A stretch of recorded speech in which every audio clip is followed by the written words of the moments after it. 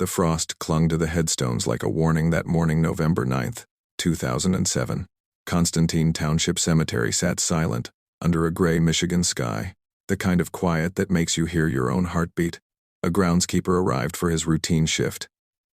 Coffee still warm in his hand, breath visible in the cold air. His boots crunched across the frozen grass as he made his way through the rows of graves.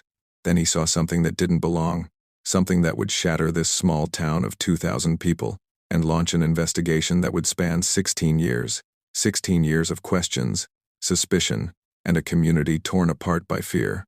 What he found that morning would haunt Constantine, Michigan, until 2023, when cutting-edge DNA technology finally revealed a name that shocked everyone who thought they knew their neighbors. This is the story of Jodi Parrack. Before we go any further, let me ask you something. Where are you watching from right now? Drop your location in the comments below. I love knowing where my audience is tuning in from, whether you're in a big city or a small town like the one we're about to talk about.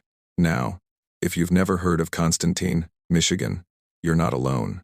It's the kind of place most people drive past without a second thought, a tiny dot on the map in the southwestern corner of the state, just miles from the Indiana border. Population? Barely 2,000 people. The kind of town where Friday night football games are the biggest event of the week, where the local diner knows your order before you sit down, and where everybody knows everybody else's business. In 2007, Constantine was the embodiment of small-town America. Kids rode their bikes until the streetlights came on. Neighbors left their doors unlocked. Parents didn't worry when their children played outside after dinner. It was safe. It was home. It was the kind of place where nothing bad ever happened. Until it did. November 8th, 2007, started like any other Thursday evening in Constantine. The autumn air had that crisp bite to it, the kind that makes you pull your jacket a little tighter but doesn't stop kids from wanting to be outside. Leaves covered the sidewalks in shades of orange and brown. Porch lights flickered on as the sun dipped below the horizon. It was ordinary, peaceful, normal. But by the next morning, Constantine would be thrust into a nightmare that would define the town for the next 16 years. What happened that November night would expose the darkest kind of evil hiding in plain sight. It would turn neighbors against each other, destroy the innocence of an entire community, and leave investigators with a crucial piece of evidence, DNA, that they couldn't match to anyone. Not for 16 long years. This case has everything. A small town shattered by tragedy, hundreds of suspects, a cold case that went ice cold, and a breakthrough in 2023 that came from technology that didn't even exist when the crime was committed. Genealogy, the same science that caught the Golden State Killer, would finally bring answers to Constantine. But those answers would shock the community in ways no one expected. If you're interested in true crime cases that show the power of modern forensic science, you need to hit that subscribe button right now. This channel is dedicated to bringing you the most compelling, detailed, and respectfully told crime stories, cases that matter, cases that changed communities, cases that show us how far we've come in the pursuit of justice. And if you appreciate the research and storytelling that goes into these videos, smash that like button. It helps more people discover these important stories. Because what happened to 11-year-old Jodi Parrack matters. Her story matters. And the 16-year fight to find her killer matters. Let me take you back to that November evening in 2007, to a little girl who loved life, who trusted her community, and who never made it home. Jodi Parrack was 11 years old in November 2007. She had her whole life ahead of her: middle school dances, first crushes, driver's licenses, proms, graduations, all the milestones that parents dream about when they tuck their children into bed at night. But Jodi never got to experience any of those things. To understand the magnitude of what was stolen from Constantine that November, you need to know who Jodi was. Not just a victim, not just a statistic, but a real little girl with dreams, quirks, favorite foods, and a personality that lit up the rooms she walked into. Jodi was energetic, the kind of kid who couldn't sit still for long, who always wanted to be outside, always wanted to be doing something. She loved riding her bike, that freedom that every kid craves. The wind in your hair, the ability to go wherever you want, within the boundaries your parents set. In a town like Constantine, those boundaries were pretty wide. Parents didn't helicopter their kids back then, especially not in a place where crime was virtually non-existent. She was a student at Constantine Elementary School, where teachers knew her as a bright, friendly girl who got along with her classmates. She wasn't the loudest kid in class, but she wasn't shy either. She had friends. She laughed easily. She was just normal. Beautifully, wonderfully normal, in the way that childhood should be. Jodi lived with her family in a modest home in Constantine, the kind of neighborhood where houses sit close together, where you can hear your neighbor's TV through the walls on quiet nights, where kids' toys litter front yards and basketball hoops hang over garage doors. It was working-class America people who worked hard, paid their bills, looked out for each other's kids. Her family wasn't wealthy, but they were rich in the ways that mattered. Jodi was loved. She was protected. She was cherished. Her mother worked hard to provide for her, to give her the kind of childhood where she felt safe and happy. And, in Constantine, that didn't seem like too much to ask. November 8th, 2007, was a Thursday, a school day. Jodi went through her normal routine that morning, getting ready for school, probably complaining about having to wake up early like every 11-year-old does, grabbing breakfast, heading out the door with her backpack. The day was unremarkable. Classes, lunch with friends, maybe some homework she didn't want to do. The kind of day that blends into all the other days when you're a kid and time seems endless, when you think you have forever.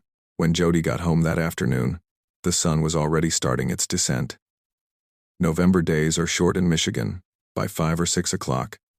Darkness is creeping in, but there was still enough daylight left for kids to squeeze in some outdoor time before dinner, before homework, before bed.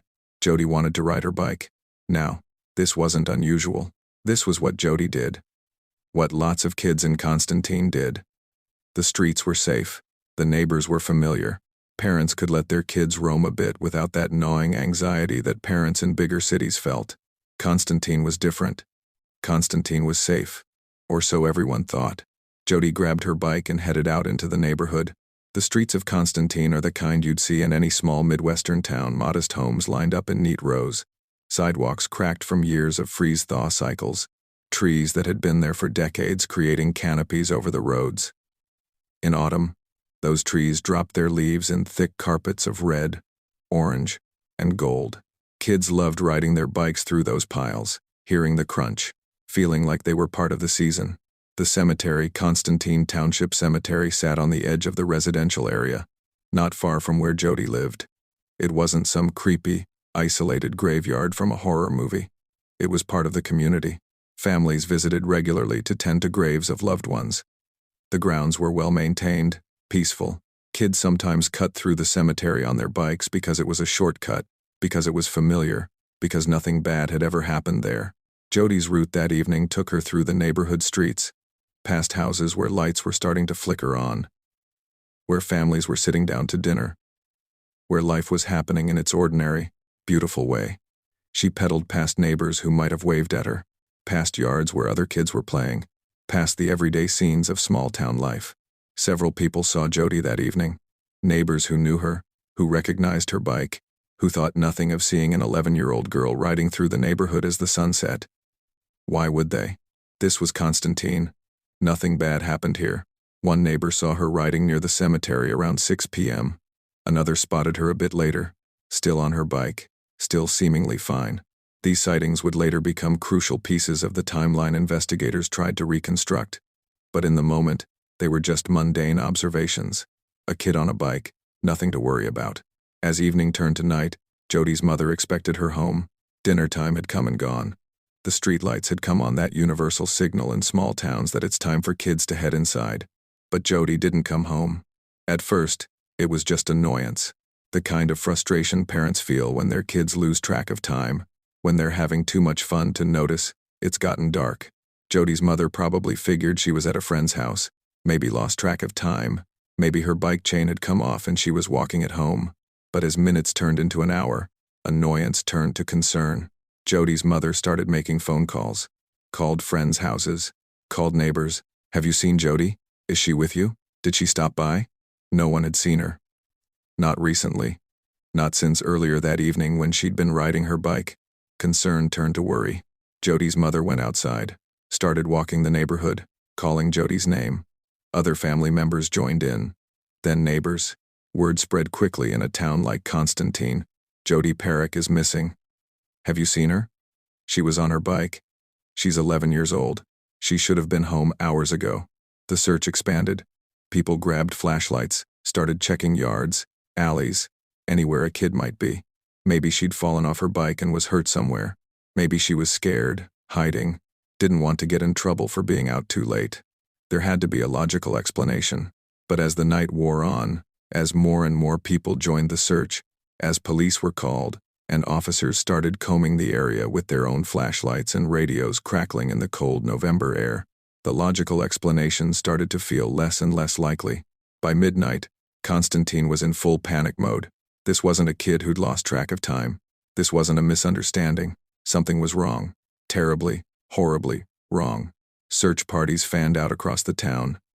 People checked the cemetery. Of course, they checked the cemetery. It was right there. Part of Jodi's possible route. Officers walked through with flashlights, scanning between headstones, looking for any sign of the little girl. But the cemetery is several acres, filled with trees, monuments, shadows. In the dark, it's easy to miss things. They didn't find her that night. Jodi's mother was frantic. Neighbors were terrified. Police were mobilizing every resource they had. The Michigan State Police were contacted. This was now an official missing child case, and every second mattered.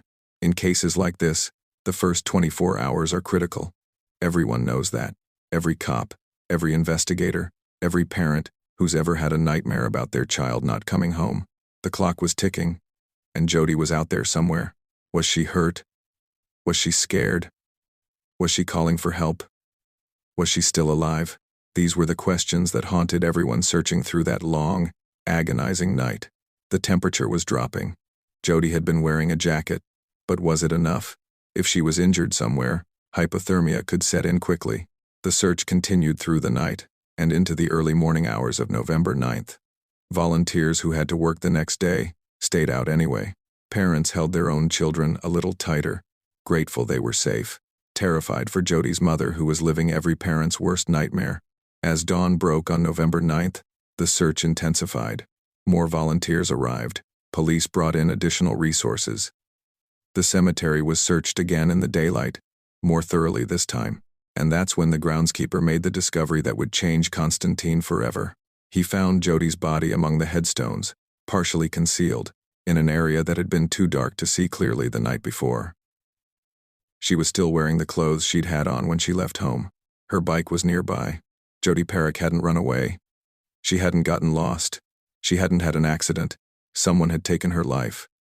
Someone had sexually assaulted an 11-year-old girl and murdered her, then left her body in the cemetery like she was nothing. Like her life didn't matter. Like her family's pain didn't matter. The news spread through Constantine like wildfire. People who had been searching collapsed in grief. Jodi's family was destroyed. The entire town went into shock. This wasn't supposed to happen here. Not in Constantine. Not to one of their children. But it had happened. And now the question that would haunt this community for the next 16 years was simple and devastating. Who did this? The morning of November 9th, 2007, dawned cold and gray over Constantine. The kind of morning where the sky looks like it's pressing down on you, heavy with clouds that threaten rain or snow but deliver neither. Just cold. Just bleak. The groundskeeper at Constantine Township Cemetery arrived for work like he did every morning. His job was routine: check the grounds, make sure everything was in order, tend to any maintenance issues. The cemetery had been there for generations, a quiet resting place for Constantine's families, a place of peace and reflection. He'd heard about the missing girl. Everyone in Constantine had heard by that point. The whole town had been up half the night searching. He'd probably even participated in the search himself. That's how small towns work. When a child goes missing, everyone drops everything to help. As he walked through the cemetery that morning, his eyes scanning the grounds with the practiced attention of someone who knew every inch of the property, something caught his attention. Something that didn't belong. At first, maybe he thought it was trash, or maybe some item left behind by searchers the night before. But as he got closer, as the shape became clearer, the reality of what he was seeing hit him like a physical blow. It was Jodi. Her small body lay among the headstones, partially hidden by monuments and the natural landscape of the cemetery. She was still dressed in the clothes she'd been wearing when she left home the previous evening. Her bike was nearby, abandoned. The groundskeeper's hands shook as he pulled out his phone and called 911. His voice, according to later reports, was barely coherent. The dispatcher had to calm him down, get him to explain what he'd found, where he was, what he was seeing. Within minutes, Constantine Township Cemetery was swarmed with law enforcement. Local police arrived first, securing the scene, making sure no one contaminated what was now officially a crime scene. The Michigan State Police were right behind them. This was beyond the scope of what a small-town police department could handle alone. This was a homicide, a child homicide, and it required every resource the state could provide. Yellow crime scene tape went up, cordoning off a large section of the cemetery. Officers stood guard at every entrance, keeping out the curious, the concerned, the devastated community members who were starting to gather as word spread. Because word did spread, fast. In a town of 2,000 people, news travels at the speed of a phone call, a text message, a knock on the door. By mid-morning, everyone in Constantine knew Jodi had been found, and she was dead. The grief was immediate and overwhelming. People who had been searching all night, who had held on to hope that maybe Jodi was just lost, maybe she was hurt but alive, maybe there would be a miracle. Those people fell apart. Grown men wept openly in the streets. Mothers clutched their own children and sobbed. The local churches opened their doors for people who needed a place to pray, to grieve, to try to make sense of the senseless. Jodi's family was notified by police. There's no good way to deliver that kind of news. No training that prepares an officer to look a mother in the eye and tell her that her baby is dead, that her 11-year-old daughter, who just wanted to ride her bike, who should have been safe in her own neighborhood, had been murdered. The sounds of Jodi's mother's anguish echoed through the neighborhood. Neighbors heard it and felt their hearts shatter. This wasn't just Jodi's family's tragedy anymore. This was Constantine's tragedy. This was every parent's worst fear realized. Back at the cemetery, investigators were beginning the painstaking process of documenting the crime scene. Photographers captured every angle. Evidence technicians marked and collected anything that might be relevant. The medical examiner arrived to assess the body before it could be moved. What they found was devastating. Jodi had been sexually assaulted. The evidence was clear, undeniable, horrific. This wasn't an accident. This wasn't a tragic misunderstanding. This was a predator who had targeted a child, who had violated her in the most heinous way possible, and then taken her life. The cause of death would be determined during the autopsy, but even at the scene, investigators could see that Jodi had been murdered. The exact method would come later, but the conclusion was inescapable. Someone had intentionally killed this little girl. But here's what gave investigators their first real hope. There was physical evidence. DNA evidence. In cases of sexual assault, perpetrators often leave behind biological evidence. Skin cells, hair, bodily fluids, the kind of microscopic traces that can identify a suspect with near certainty. And in Jodi's case, that evidence was present. It was collected carefully, meticulously, by evidence technicians who knew that this DNA could be the key to catching whoever did this. Jodi's clothing was collected as evidence. Every fiber, every potential trace element could matter. Her bike was processed for fingerprints. The surrounding area was searched for anything the killer might have dropped or left behind. The cemetery itself became a focus of intense scrutiny. How had the killer gotten Jodi there? Had he lured her? Forced her? Had she known him? The location suggested someone familiar with the area. The cemetery wasn't visible from the main roads, and the specific spot where Jodi's body was found was somewhat secluded, hidden from casual view. This wasn't a random spot. This was chosen, deliberate. Investigators began developing theories immediately. In cases like this, you start with the most statistically likely scenarios and work outward. The vast majority of child murders are committed by someone the child knows, a family member, a family friend, a neighbor. Stranger abductions and murders, while they get the most media attention, are actually relatively rare. So the first question was, who in Jodi's life had access to her? Who knew her routine? Who knew she liked to ride her bike in the evening? Who would she have trusted enough to go with willingly? The second question was, who lived near the cemetery? Who would be familiar enough with the grounds to know where to take a victim, where to hide a body, how to move through the area without being seen? The third question, the one that would haunt investigators for years. Who in Constantine was capable of something like this? Because that was the truly terrifying part. This wasn't a stranger who'd driven through town and randomly grabbed a child. The evidence, the location, the circumstances, everything pointed to someone local. Someone who lived in Constantine. Someone who walked the same streets, shopped at the same stores, maybe even attended the same churches as everyone else. Someone who looked normal, who seemed normal, who had hidden their darkest impulses behind a mask of normalcy. As Jodi's body was carefully removed from the scene and transported to the medical examiner's office for autopsy, the investigation was already expanding. Michigan State Police set up a command center. Detectives began compiling lists of potential suspects. Officers prepared to conduct hundreds of interviews. The media had arrived by now. Local news crews from nearby cities, then regional outlets, then even some national attention. The story had all the elements that draw media coverage: a young victim, a small town, a brutal crime. Reporters set up outside the cemetery, outside the police station, trying to get statements, trying to get information. Constantine's residents found themselves thrust into the spotlight. Their quiet town suddenly, the focus of morbid curiosity from around the country. People who'd never heard of Constantine, Michigan, were now reading about it, watching news coverage, following the case. But for the people who actually lived there, this wasn't a news story. This was their reality, their nightmare. Their community had been violated in the most profound way possible. Parents who had let their kids ride bikes freely, who had trusted their neighbors, who had believed Constantine was safe, those parents were now terrified. Doors that had been left unlocked for generations were suddenly bolted. Children who had played outside until dark were now kept inside, watched constantly. The innocence of small-town life had been shattered, and the questions everyone was asking, the questions that kept people up at night, were simple but terrifying. Who did this? Is he still here? Are my children safe? Could it happen again? The autopsy results came back within days. Jodi had died from asphyxiation. She'd been strangled. The sexual assault was confirmed. The DNA evidence was processed and entered into CODIS, the FBI's combined DNA index system, a database containing DNA profiles from convicted offenders and crime scenes across the country. This was the moment investigators hoped for a quick break. If the killer had a criminal record, if his DNA was already in the system, they'd get a match immediately.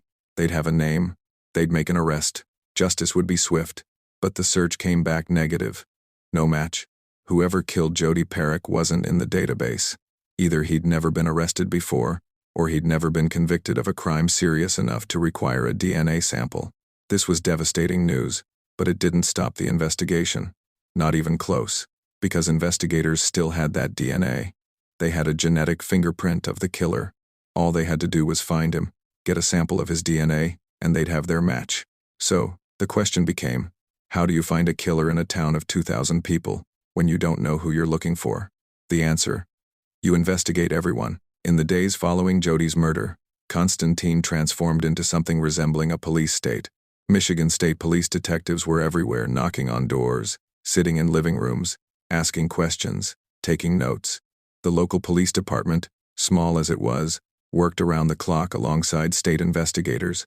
Every available resource was poured into this case, because if there's one thing that galvanizes law enforcement, it's the murder of a child. The command center set up by Michigan State Police became the nerve center of the investigation. Whiteboards covered in names, timelines, maps, boxes of evidence, computers running database searches, phones ringing constantly with tips, leads, and concerned citizens, calling in with information, some useful, most not. The lead investigators knew they were in a race against time, not because the killer was going anywhere necessarily, but because memories fade, details get fuzzy, and the longer a case goes unsolved, the colder it gets. They needed to move fast, be thorough, and leave no stone unturned. The DNA evidence collected from Jodi's body and clothing was their strongest lead. It was solid, scientific, irrefutable.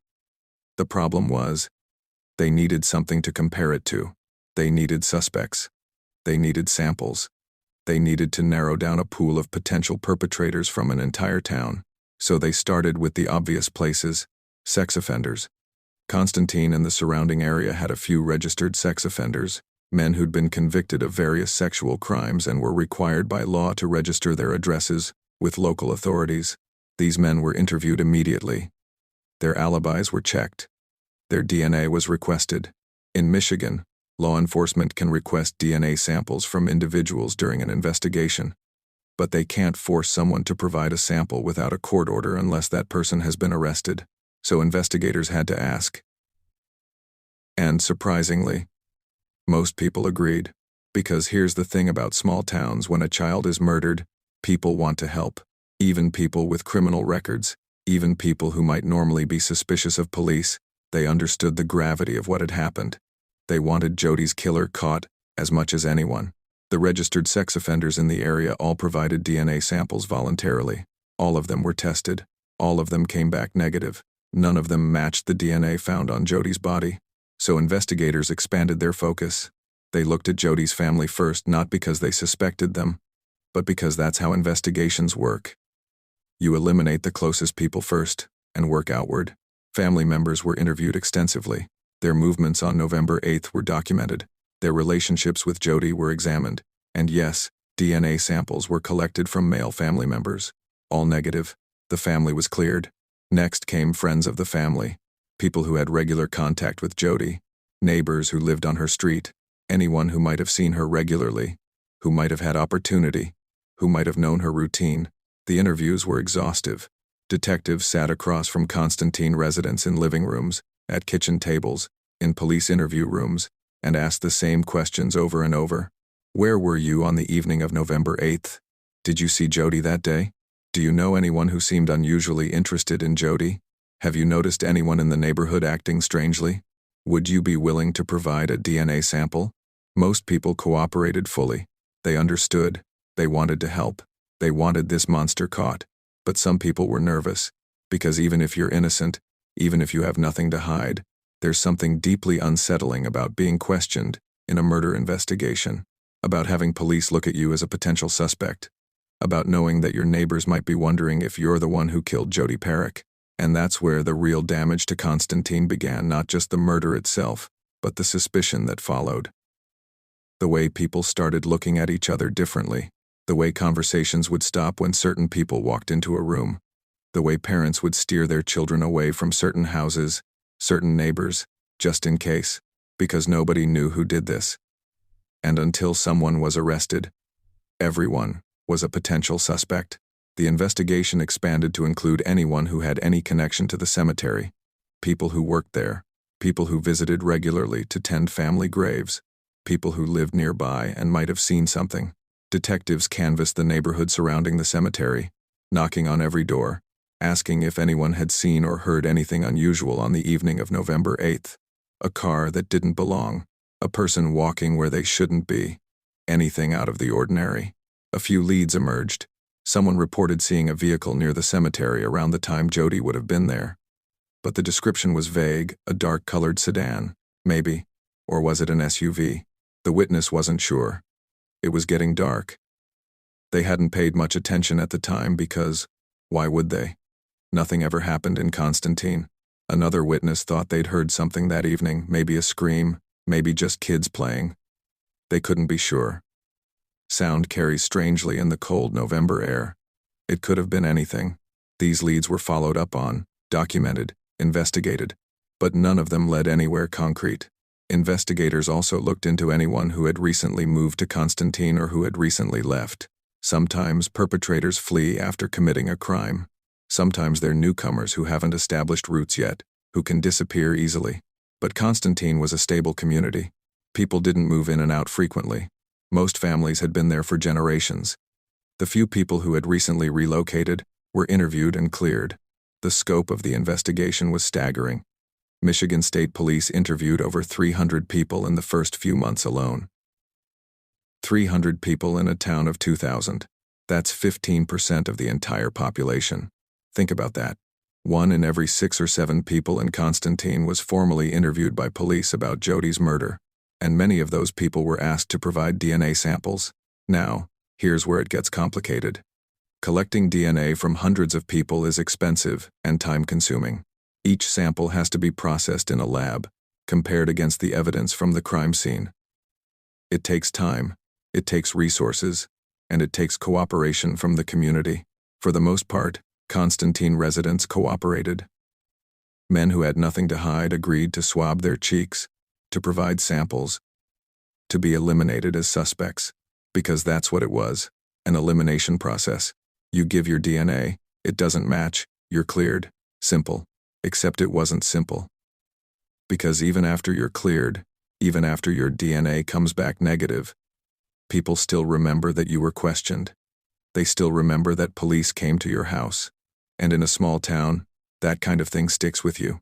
Some people refused to provide DNA samples. That was their right without a court order. Police couldn't force them. But refusing made you look suspicious. It made people wonder, what are you hiding? If you're innocent, why won't you just provide a sample and clear yourself? But some people refused on principle. They didn't like the idea of their genetic information being in a police database. They didn't trust that it would be used only for this investigation. They worried about privacy, about government overreach, about what might happen to their DNA after the case was closed. And honestly, those weren't unreasonable concerns.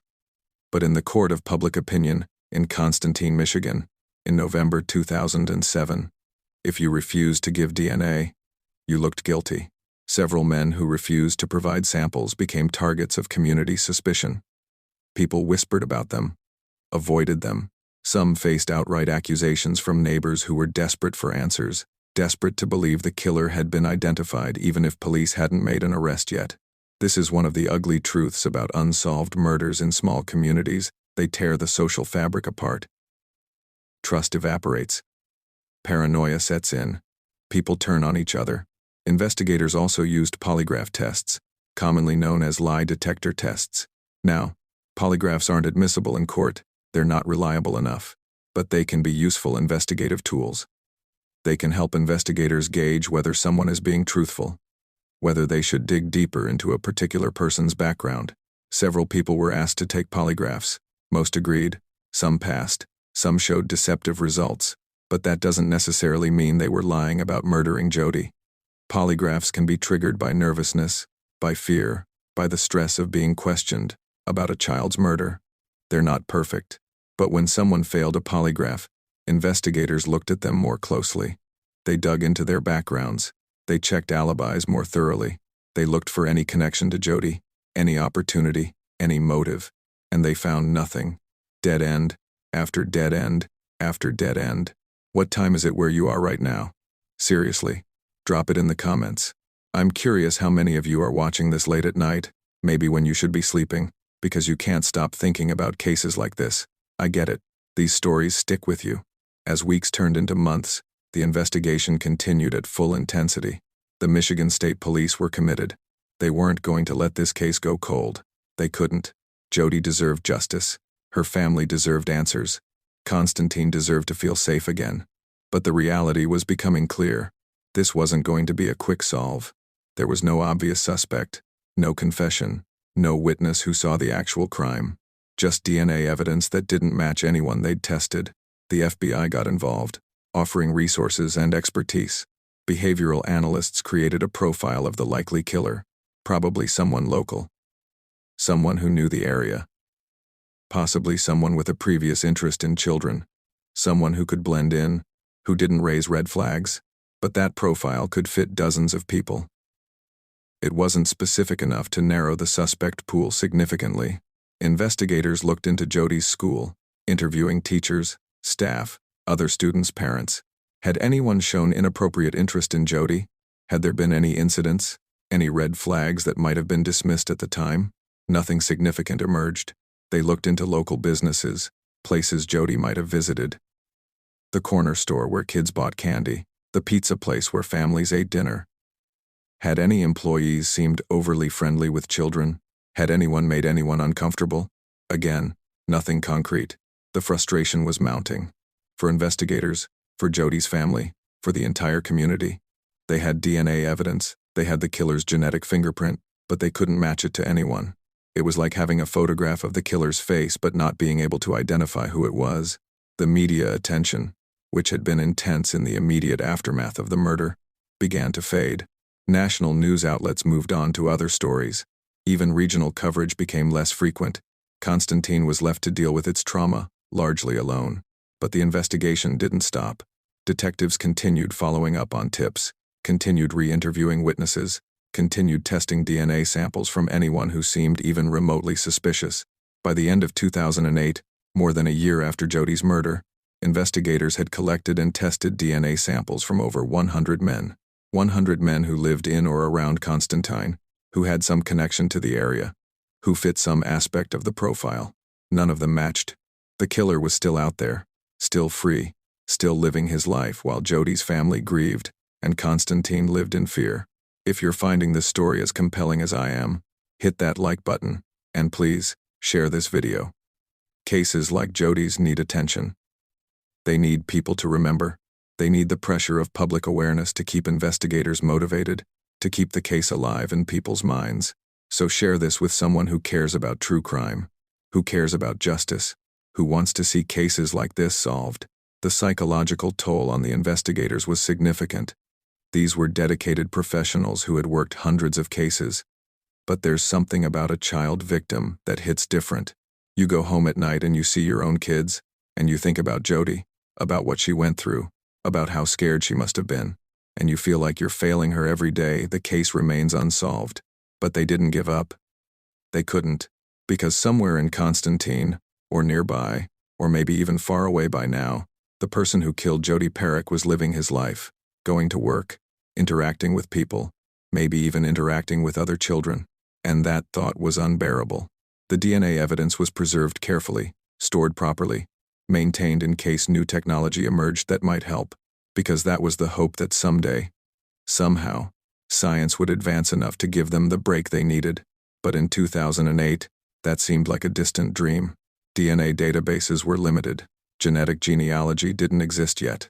The tools that would eventually solve this case hadn't been invented, so the investigation continued the old-fashioned way. Interviews, re-interviews, following up on tips, checking and rechecking alibis, looking for any inconsistency, any lie, any crack in someone's story that might reveal the truth. And Constantine waited, grieved, changed.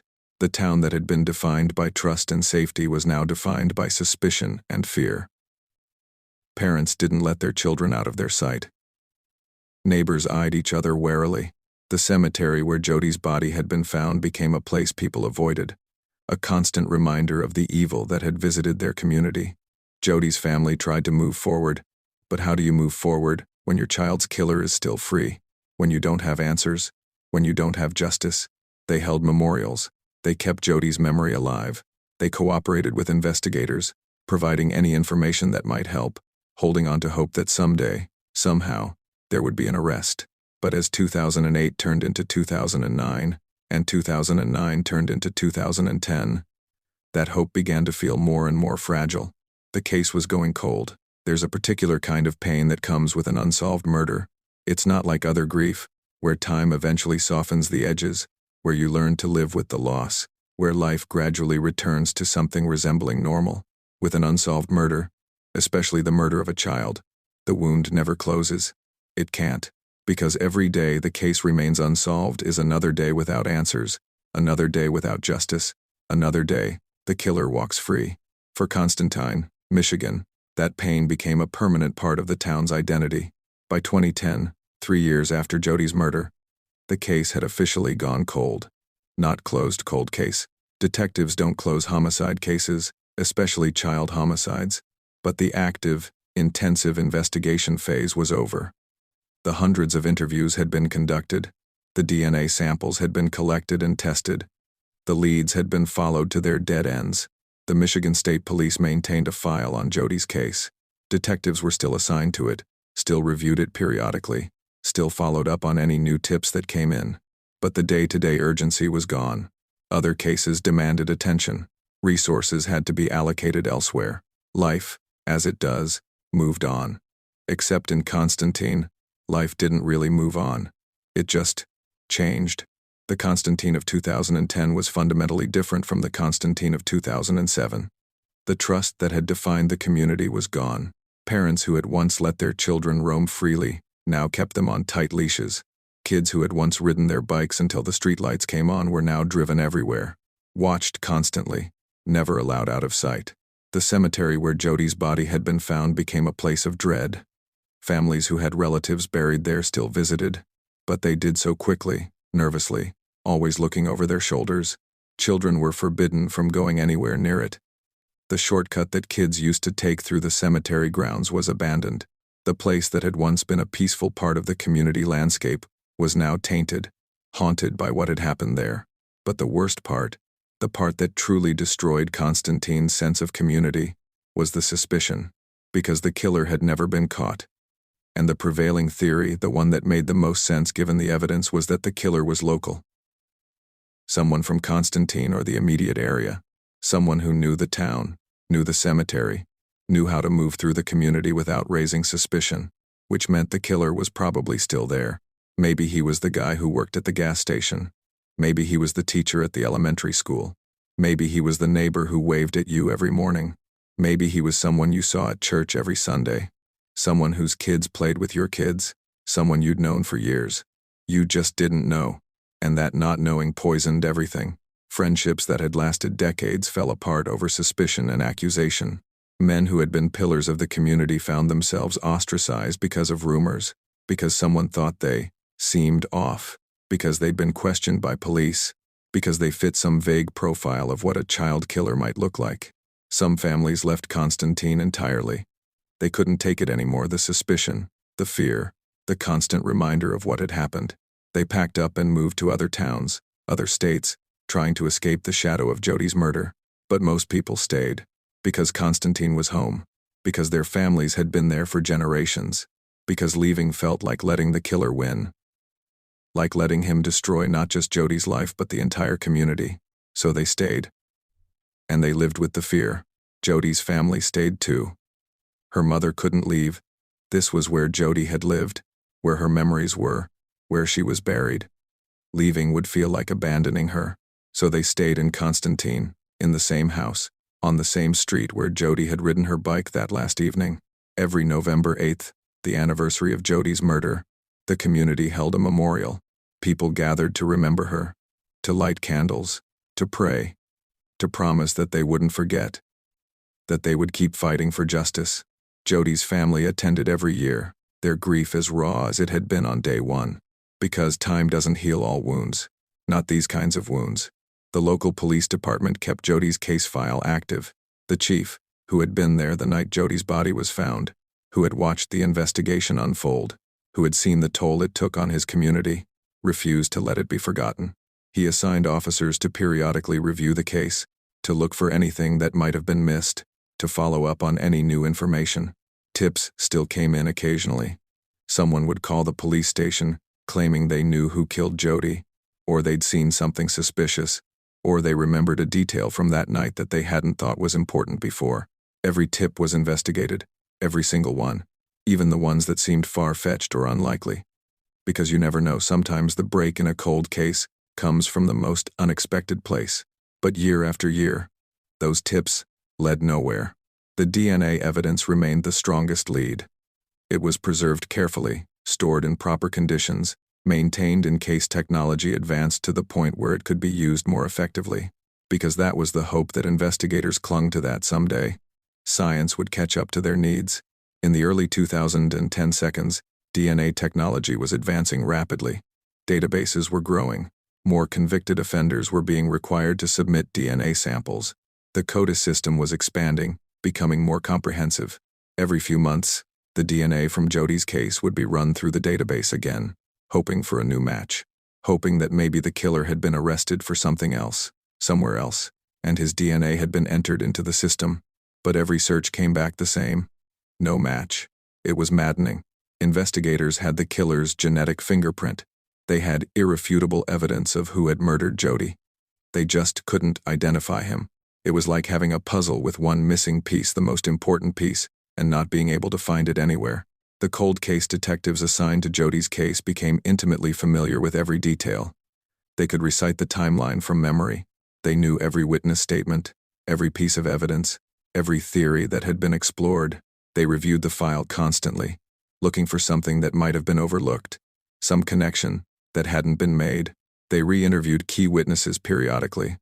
Sometimes people remember things differently years later. Sometimes they're more willing to talk after time has passed. Sometimes guilt or conscience motivates someone to come forward with information they'd been holding back. But nothing new emerged.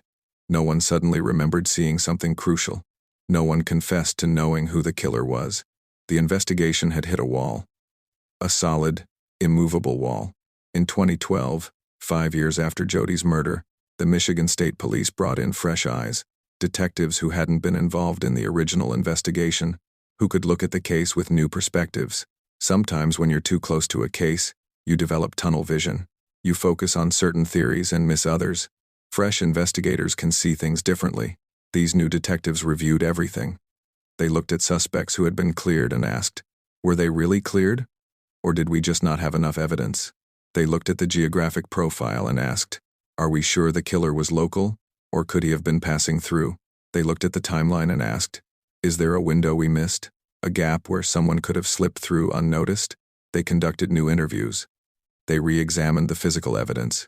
They consulted with forensic experts about the DNA, about whether there were any new techniques that could extract more information from the samples. And they came to the same conclusion the original investigators had. The DNA was solid. The evidence was there. But without a match in the database, there was no way to identify the killer. It was a dead end. Again, by 2013, Constantine had learned to live with the reality that Jodi's murder might never be solved. People didn't talk about it as much anymore. The constant speculation and suspicion had exhausted everyone. Life had to go on, even if justice hadn't been served. But the fear remained. Parents still didn't let their children roam freely. Doors still stayed locked. The innocence of small-town life that had existed before November 8, 2007, was gone forever. Jodi's case had changed Constantine permanently. It had changed how people thought about safety, about trust, about their neighbors. It had introduced a darkness into the community that couldn't be erased. And the worst part was knowing that somewhere, the person responsible was living his life. Maybe he thought about what he'd done. Maybe he felt guilt or remorse. Or maybe he didn't. Maybe he'd compartmentalized it, pushed it into some dark corner of his mind, and moved on like it never happened. Maybe he'd even moved away from Constantine, started over somewhere else, where no one knew what he'd done. Or maybe he was still there, walking the same streets, seeing the same faces, living among the people whose lives he'd destroyed. The cold case detectives refused to give up hope. They knew that cold cases could be solved years, even decades, after the crime. They'd seen it happen. Advances in technology, new witnesses coming forward, deathbed confessions. There were countless ways a cold case could suddenly break open. They just needed one break, one piece of luck, one advancement in science that could turn their DNA evidence into a name. In 2014, there was a brief moment of hope. A man was arrested in a neighboring county for a different crime, and something about his background made investigators think he might be connected to Jodi's case. He'd lived in the area in 2007. He had a history of violence. He fit the profile. His DNA was tested against the evidence from Jodi's case. No match. Another dead end. Another disappointment. Another year without answers. By 2015, 8 years after Jodi's murder, the case seemed as cold as it had ever been. The active tips had dried up. The media had long since moved on. Even within Constantine, people talked about it less. It had become a tragic part of the town's history, a wound that had scarred over but never healed. Jodi's family continued their annual memorials. They continued to hope, to pray, to believe that someday there would be justice. But 8 years is a long time to wait, a long time to live with unanswered questions, a long time to wonder if the person who killed your child will ever be held accountable. The cold case detectives continued their periodic reviews of the file. They continued to run the DNA through databases. They continued to follow up on the occasional tip. But privately, some of them were starting to wonder if this case would ever be solved, if the killer would ever be identified, if Jodi's family would ever get the answers they deserved. The technology they needed didn't exist yet. The databases weren't comprehensive enough. The tools that could turn their DNA evidence into a name hadn't been invented, but they were coming. In California, investigators were working on a case that would change everything, not just for Jodi's case, but for cold cases across the entire country. They were developing a technique that would revolutionize how DNA evidence could be used. A technique that would finally give investigators a way to identify suspects even when their DNA wasn't in any criminal database. That technique was called forensic genetic genealogy, and it was about to change everything. April 24, 2018, was a watershed moment in American criminal justice. That was the day investigators in California announced the arrest of Joseph James DeAngelo, the man they believed was the Golden State Killer, a serial rapist and murderer who had terrorized California in the 1,970 seconds and 80 seconds and had evaded capture for over 40 years. But it wasn't just the arrest that made headlines, it was how they caught him. Forensic genetic genealogy. Investigators had taken DNA from one of the Golden State Killer's crime scenes and uploaded it to GEDmatch, a public genealogy database where people upload their DNA results from companies like 23andMe and Ancestry.com to find relatives and build family trees. The DNA didn't match anyone directly, but it matched distant relatives, third cousins, fourth cousins, people who shared a common ancestor with the killer. From there, genealogists worked backward, building family trees, identifying possible suspects, narrowing down the pool until they had a name, Joseph James DeAngelo. They surveilled him, collected his DNA from trash he'd discarded, confirmed the match, and made the arrest. It was revolutionary. It was brilliant, and it opened up possibilities that had never existed before. For cold case detectives across the country, including those working on Jodi Parrack's case, the Golden State Killer arrest was like a light turning on in a dark room. Suddenly, there was a path forward, a way to use DNA evidence even when the suspect wasn't in any criminal database. Because here's the thing about DNA. We all share it with our relatives. If your DNA is in a genealogy database and your third cousin commits a crime, investigators can potentially use your DNA to identify your cousin. You don't have to have done anything wrong. You just have to share genetic material with someone who did. It's a powerful tool. And it's also controversial, we'll get to that. But for families like Jodi's, who had been waiting over a decade for answers, it represented hope. Real, tangible hope. The Michigan State Police cold case detectives working on Jodi's case immediately began exploring whether forensic genetic genealogy could be applied to their evidence. They reached out to experts in the field, to the genealogists who had worked on the Golden State Killer case, to labs that specialized in this kind of analysis. The answer was yes, it could work. But it would take time, resources, and expertise. The first step was preparing the DNA sample. The evidence from Jodi's case was over a decade old at this point, collected in 2007, and stored carefully ever since. DNA degrades over time, but if it's been stored properly, and Jodi's evidence had been, it can remain viable for decades. The DNA profile was converted into a format that could be uploaded to genealogy databases. This isn't a simple process. The DNA used in criminal investigations is different from the DNA used in consumer genealogy tests. Criminal DNA looks at specific markers, called STRs, short tandem, repeats, while genealogy DNA looks at SNPs, single nucleotide polymorphisms. The evidence had to be processed differently to be compatible with genealogy databases. By late 2018, the DNA from Jodi's case was ready. It was uploaded to GEDmatch and Family Tree DNA, two databases that allow law enforcement to search for investigative purposes. And then came the waiting. Genetic genealogy isn't like running a fingerprint through a database and getting an instant match. It's painstaking, meticulous work that can take months, or even years. You're not looking for an exact match, you're looking for partial matches, people who share segments of DNA with your unknown suspect. Then you have to build family trees for those matches, going back generations to find common ancestors, then working forward through all the descendants of those ancestors to identify possible suspects. It's like working a massive jigsaw puzzle where you only have a fraction of the pieces, and you have to figure out what the picture is supposed to be. The genealogists working on Jodi's case found several matches, distant relatives who shared DNA with the killer, third cousins, fourth cousins, people who probably had no idea they were related to a murderer, who had innocently uploaded their DNA to find out about their ancestry and maybe connect with long-lost relatives. From those matches, the genealogists began building family trees. They used public records, birth certificates, marriage licenses, death certificates, census records, obituaries, They used genealogy websites like Ancestry.com and Family Search. They pieced together generations of families, identifying who married whom, who had children with whom, where people lived, when they died. It was exhaustive work. And it was slow. What's the weather like where you are today? Seriously, let me know in the comments. Is it sunny? Rainy? Snowing? I'm always curious about where you all are watching from and what your day looks like. By 2019, 12 years after Jodi's murder, the genealogists had narrowed down the family trees to a few specific branches. They were getting closer. The common ancestors had been identified, people who had lived in the 1800s, whose descendants had spread across Michigan and beyond.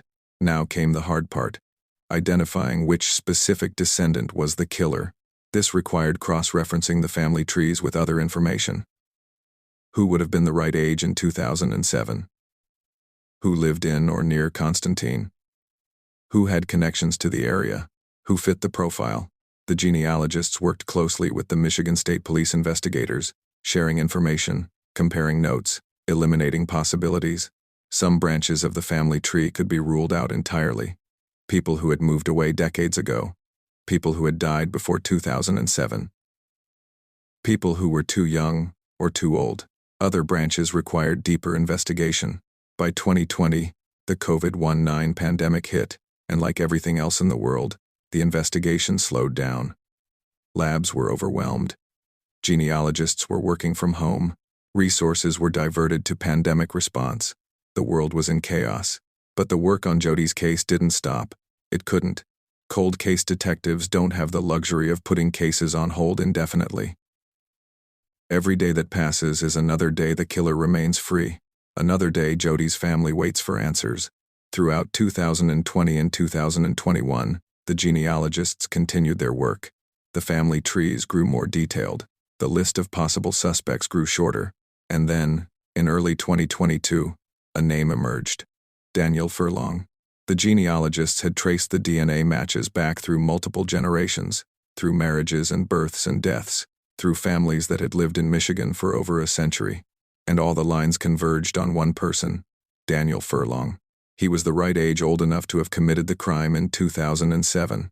He had lived in Constantine at the time, and here's the detail that made investigators' blood run cold. He had known Jodi's family. This wasn't a stranger. This wasn't some random predator who had passed through town. This was someone who had been part of the community, someone who had connections to the victim's family, someone who had been there all along. The investigators felt a mix of emotions: relief that they finally had a name, anger that this person had been living freely for 15 years, while Jodi's family suffered, determination to build a case strong enough to ensure a conviction. But they had to be careful. Genetic genealogy had identified a suspect, but it wasn't enough for an arrest on its own. They needed to confirm the match.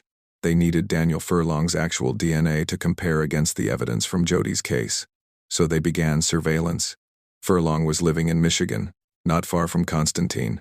He had a job, a life, a routine. Investigators watched him, documented his movements, waited for an opportunity to collect his DNA without alerting him to the investigation. This is where things get interesting from a legal perspective. Police can collect DNA from anything you discard in public. It's called abandoned DNA. If you throw away a coffee cup, a cigarette butt, a napkin, anything with your saliva or skin cells on it, police can legally collect it and test it. So investigators followed Furlong, waiting for him to discard something they could use. It didn't take long. Furlong stopped at a gas station, bought a drink, threw the cup in a trash can. Investigators retrieved it. The cup was sent to the lab for DNA analysis. And then came the moment everyone had been waiting for, the moment that would either confirm 15 years of investigation or send them back to square one.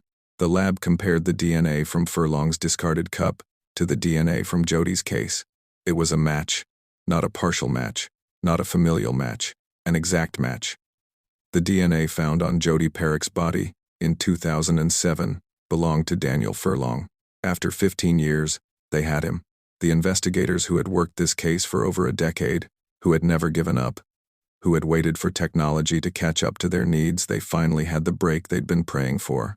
But now came the next challenge: building a prosecutable case. Because, while DNA evidence is powerful, defense attorneys can challenge it. They can question the collection methods. the chain of custody, the reliability of genetic genealogy. Prosecutors needed to be prepared for every possible defense strategy. They began building their case meticulously. They documented everything: the genealogy work, the surveillance, the DNA collection, the lab results. They prepared for the arrest. They coordinated with prosecutors to ensure the charges would stick. And they prepared to notify Jodi's family. Because after 15 years of waiting, after 15 years of wondering if this day would ever come, Jodi's family was about to get the news they'd been praying for. An arrest was coming.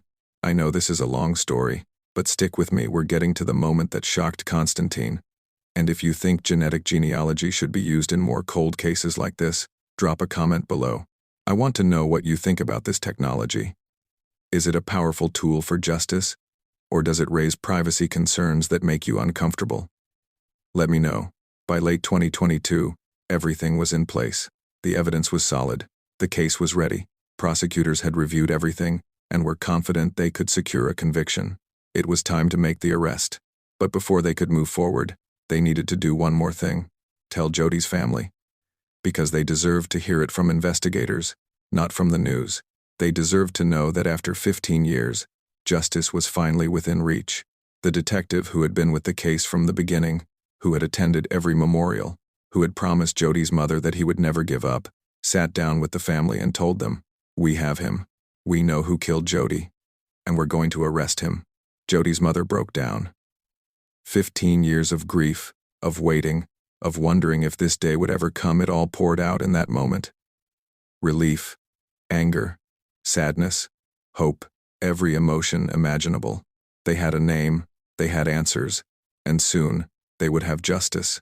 The arrest was scheduled for early 2023.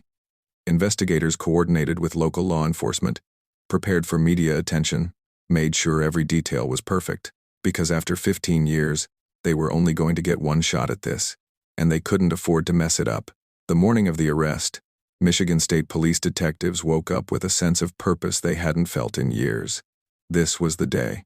After 16 years of investigation, after hundreds of interviews, after countless dead ends and sleepless nights, they were finally going to arrest the man who murdered Jodi Parrack.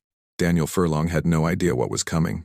He'd been living his life for 16 years, going to work, interacting with people, existing in the world as if he hadn't committed one of the most heinous crimes imaginable. Maybe he thought he'd gotten away with it. Maybe he'd convinced himself that after all this time, he was safe. That the investigation had gone cold and would never be solved. He was wrong. The arrest team assembled early that morning. Michigan State Police detectives, local law enforcement, prosecutors, everyone who had worked on this case wanted to be there. This wasn't just an arrest. This was the culmination of 16 years of work. This was justice for Jodi. They arrived at Furlong's location with multiple vehicles, multiple officers. They weren't taking any chances. They didn't know how he would react. Would he run? Would he fight? Would he try to destroy evidence? When they knocked on the door and identified themselves as police, Furlong answered. He looked confused at first, then concerned as he saw the number of officers present. "Daniel Furlong, you're under arrest for the murder of Jodi Parrack." The words that Jodi's family had waited 16 years to hear were finally spoken. Furlong's reaction, according to investigators, was telling. He didn't ask, "Who's Jodi Parrack?" He didn't act confused or surprised that a 16-year-old case was suddenly being brought up. He knew exactly what they were talking about. He was read his Miranda rights.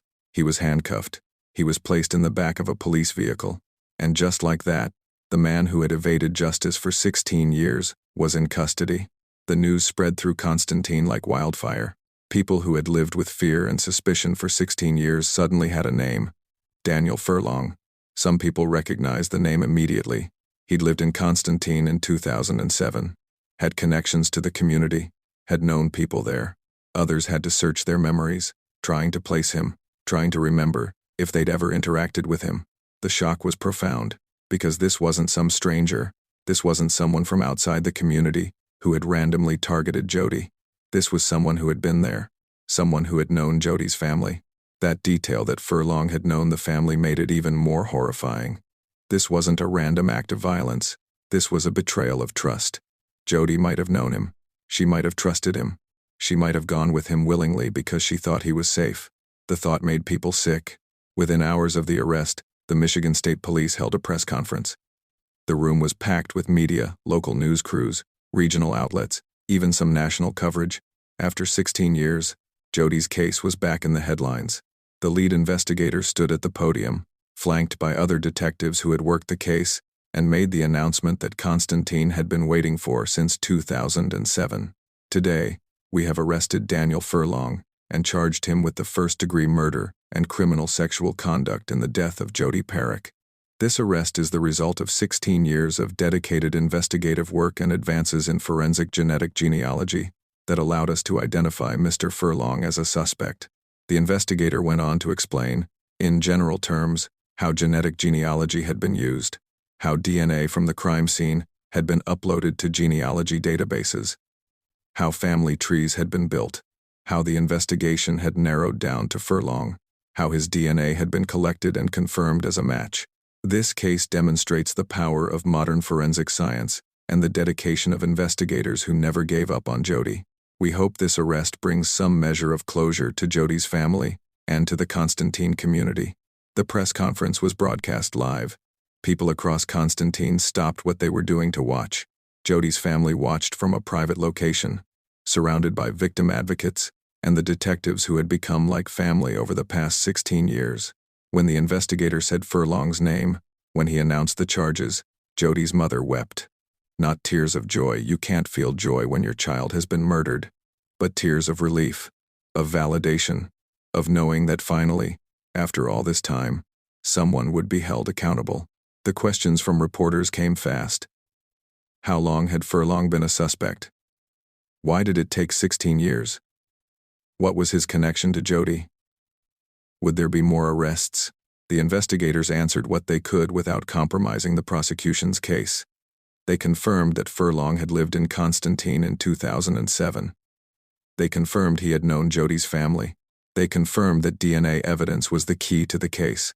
But they couldn't reveal everything, not yet. The trial was coming, and they needed to protect the integrity of the evidence. After the press conference, the media descended on Constantine. News vans lined the streets.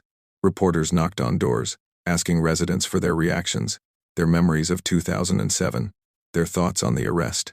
The reactions were mixed and complex. Relief was the most common emotion. After 16 years of not knowing, of suspecting everyone, of living in fear, there was finally an answer. The killer had been identified. He was in custody. He couldn't hurt anyone else. But there was also anger. Why did it take 16 years? How had Furlong evaded detection for so long? Had there been mistakes in the original investigation? Could Jodi's murder have been solved sooner? And there was shock. People who had known Furlong, who had interacted with him, who had considered him a normal member of the community, were grappling with the reality that he had been capable of such evil. How do you reconcile the person you thought you knew with the monster who murdered a child? Some people felt vindicated they'd suspected Furlong all along, they claimed. Others felt guilty they'd suspected other people, had spread rumors, had destroyed reputations based on nothing but fear and speculation. The arrest reopened old wounds in Constantine. Friendships that had been destroyed by suspicion couldn't be easily repaired. Trust that had been broken couldn't be easily restored. The community had been fundamentally changed by Jodi's murder, and even with an arrest, that change was permanent. But there was also a sense of hope that maybe, finally, Constantine could begin to heal. Hope that Jodi's family could find some peace. Hope that justice would be served. Daniel Furlong was arraigned within days of his arrest. He appeared in court wearing an orange jumpsuit, his hands cuffed, his expression blank. The charges were read: first-degree murder and first-degree criminal sexual conduct. If convicted, he would spend the rest of his life in prison. Furlong pleaded not guilty. His attorney argued that the genetic genealogy evidence was unreliable, that the DNA collection had been improper, that the case against his client was circumstantial. It was the beginning of what would be a vigorous defense. But prosecutors were confident. They had DNA evidence that directly linked Furlong to the crime. They had 16 years of investigative work backing up their case.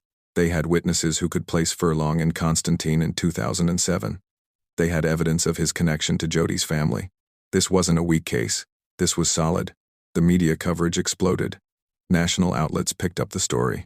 Jodi's case became a focal point in discussions about cold cases, about genetic genealogy, about the power of DNA evidence. True crime podcasts covered the case. Documentary producers reached out to investigators and Jodi's family. The story of how a 16-year-old cold case was solved using cutting-edge technology captivated people across the country. But for the people of Constantine, this wasn't entertainment. This was their reality. This was their trauma being broadcast to the world. Some residents welcomed the attention they wanted people to know about Jodi, to remember her, to understand what their community had been through. Others resented it. They felt like their pain was being exploited, like their town was being turned into a spectacle. Jodi's family tried to navigate the media attention as best they could. They gave a few interviews, carefully chosen, with outlets they trusted. They wanted to keep Jodi's memory alive, to make sure she wasn't forgotten in all the focus on Furlong and the investigation. In one interview, Jodi's mother said something that resonated with everyone who heard it. For 16 years, I've lived in a nightmare. Every day, I wondered if the person who killed my daughter was someone I passed on the street, someone I saw at the grocery store, someone who was living their life while my baby was gone. Now I know, and while it doesn't bring Jodi back, while it doesn't erase the pain, at least I have answers. At least I know he's not free anymore. The investigation into Furlong's background began in earnest. Detectives looked into his entire life, where he'd lived, where he'd worked, who he'd associated with. They wanted to know if there were other victims, if Jodi was his only crime, or if there were others. They looked at unsolved cases in areas where Furlong had lived. They looked at missing persons reports. They looked at any incident that might be connected to him. So far, no other cases have been definitively linked to Furlong, but the investigation is ongoing. Sometimes when you catch a predator, you discover a trail of victims you didn't know about. Sometimes one arrest opens up multiple cases. The forensic genetic genealogy that led to Furlong's arrest became a major talking point in law enforcement circles. Agencies across the country reached out to Michigan State Police, asking about the process, asking how they could apply the same techniques to their own cold cases. Because if it worked for Jodi's case, it could work for hundreds, maybe thousands of other unsolved murders. But the technique also raised serious privacy concerns. Civil liberties advocates pointed out that people who upload their DNA to genealogy websites have no idea their genetic information might be used to investigate their relatives. They argued that this was a violation of privacy, that it set a dangerous precedent for government surveillance. Law enforcement countered that they were only using publicly available information, that people who upload their DNA to public databases are consenting to it being searchable, and that solving murders, especially child murders, justified the use of these tools. It's a debate that continues to this day, and it's a debate that Jodi's case sits at the center of. But for Jodi's family, for the investigators who worked her case for 16 years, for the people of Constantine, who lived in fear for so long, the privacy debate was secondary. What mattered was that a killer had been caught, that justice was finally possible. The preliminary hearings began in the months following Furlong's arrest.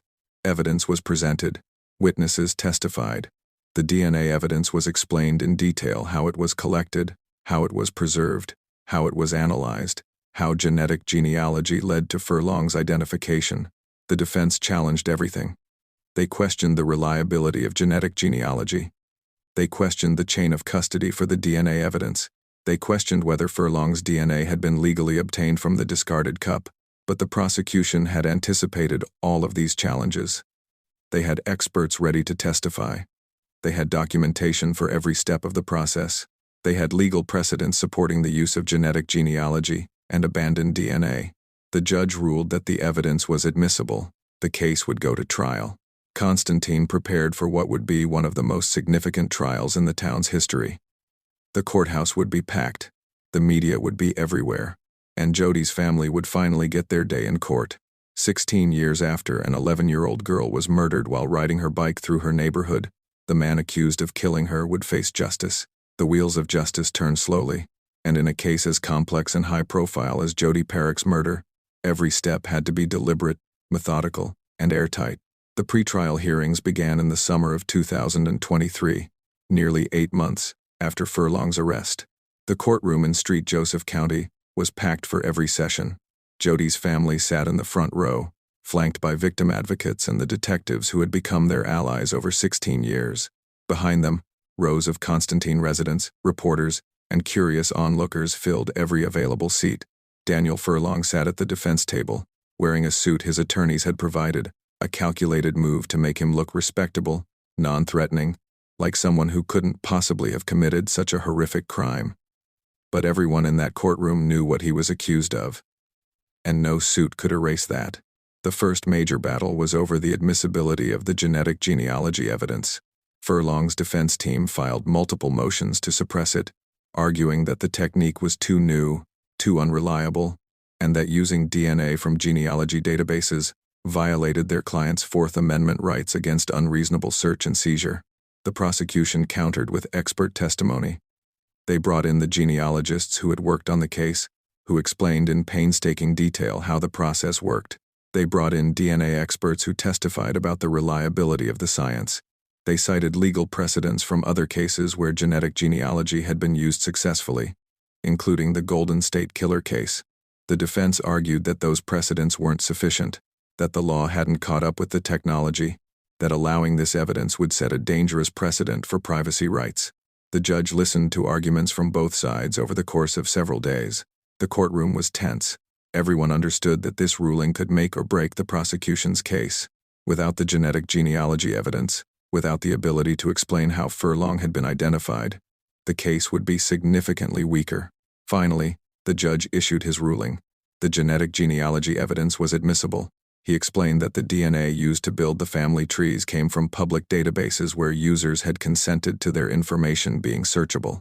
He explained that Furlong's own DNA had been collected legally from abandoned property, the discarded cup, which he had no reasonable expectation of privacy over once he'd thrown it away.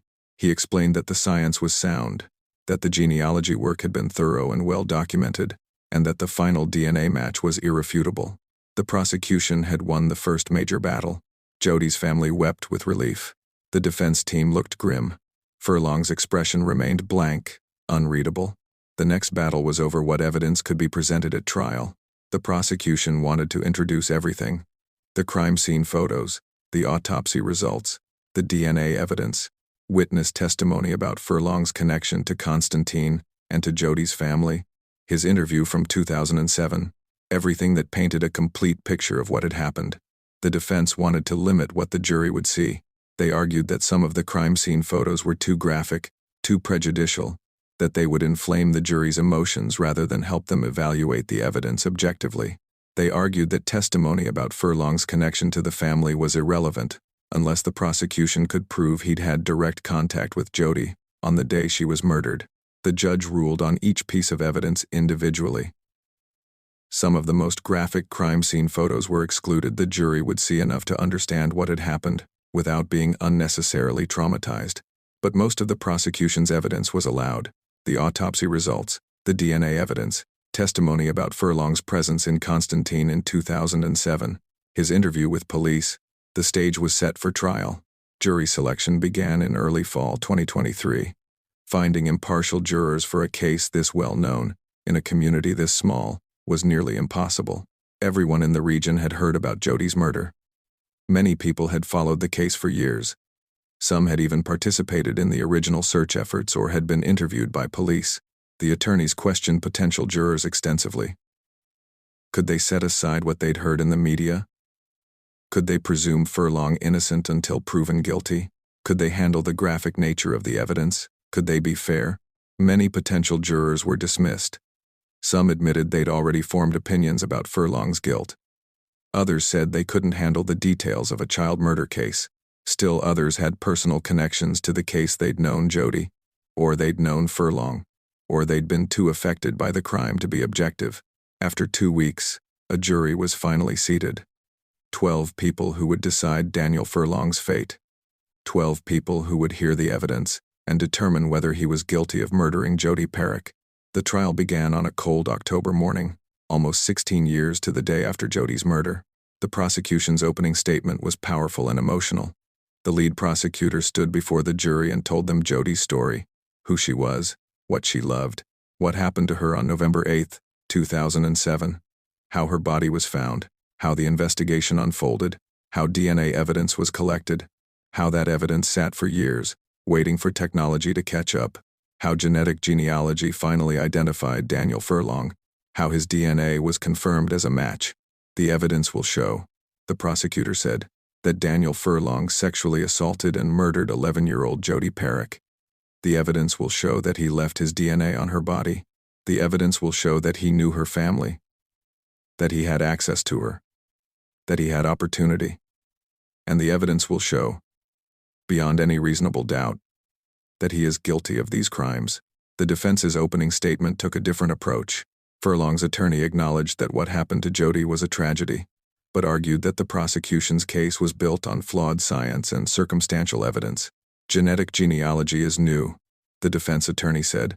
It's untested in many ways. It relies on assumptions and probabilities, not certainties. And the prosecution wants you to convict my client based on this uncertain science. They want you to believe that a discarded cup, collected without my client's knowledge, somehow proves he committed this crime. But DNA can be transferred innocently. DNA can be contaminated. DNA evidence isn't as simple as the prosecution wants you to believe. It was a strategy of creating doubt, of making the science seem questionable, of suggesting that maybe, just maybe, there was another explanation. The prosecution began presenting their case. They called witnesses who testified about finding Jodi's body, about the crime scene, about the evidence collected. They called the medical examiner who performed Jodi's autopsy, who explained in clinical, careful terms what had been done to her, how she had died. Jodi's mother had to leave the courtroom during this testimony. She couldn't bear to hear the details. Some jury members cried as they listened. The prosecution called DNA experts who explained how the evidence had been collected, preserved, and analyzed. They explained how DNA profiling works, how matches are determined, how certain they could be that the DNA found on Jodi's body belonged to Daniel Furlong. The defense cross-examined aggressively, trying to poke holes in the testimony, trying to suggest possibilities for contamination or error, but the experts held firm.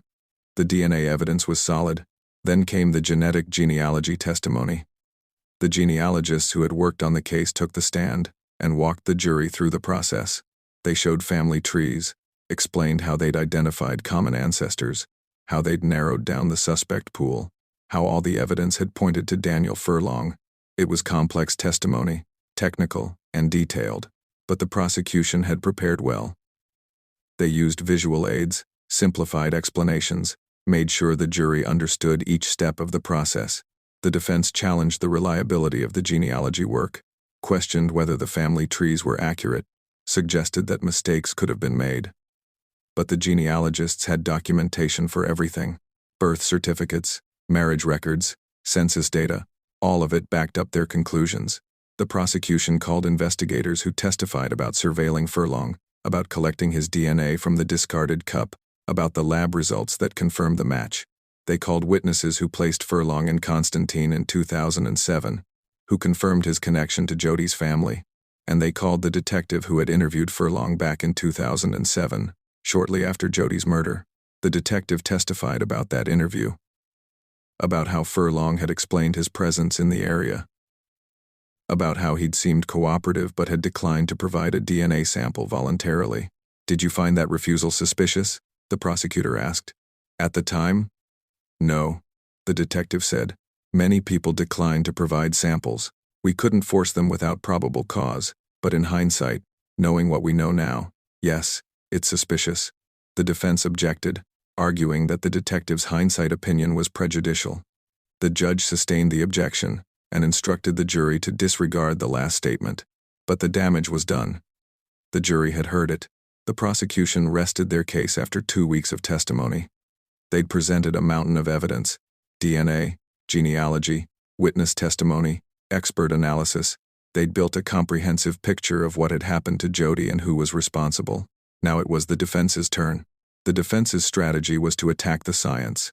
They called their own DNA experts who testified about the possibilities for contamination, for transfer, for error. They called experts who questioned the reliability of genetic genealogy, who argued that family trees could be wrong, that the technique was too new to be trusted. But the prosecution's cross-examination was devastating. They got the defense experts to admit that the DNA match itself, the comparison between Furlong's DNA and the crime scene DNA, was reliable. They got them to admit that while genetic genealogy was relatively new, the underlying science was sound. They got them to admit that the genealogy work in this case had been thorough and well documented. The defense called character witnesses who testified that Furlong was a good person, a normal person, someone who couldn't have committed such a crime. But the prosecution pointed out that none of these witnesses had known Furlong in 2007, that they had no knowledge of what he'd been doing 16 years ago. The defense did not call Furlong to testify. This was a strategic decision. Putting him on the stand would open him up to cross-examination, and the prosecution would have torn him apart. But it also meant the jury never heard his side of the story, never heard him deny the charges in his own words. The defense rested after just 4 days of testimony. Closing arguments were scheduled for the following week. Both sides would have one final chance to make their case to the jury, to summarize the evidence, to argue for their version of the truth. The prosecution's closing argument was methodical and powerful. They walked the jury through every piece of evidence, connecting the dots, showing how everything pointed to Furlong's guilt. Daniel Furlong's DNA was found on Jodi Parrack's body, the prosecutor said. Not touch DNA that could have been transferred innocently. Not trace DNA that could have come from anywhere.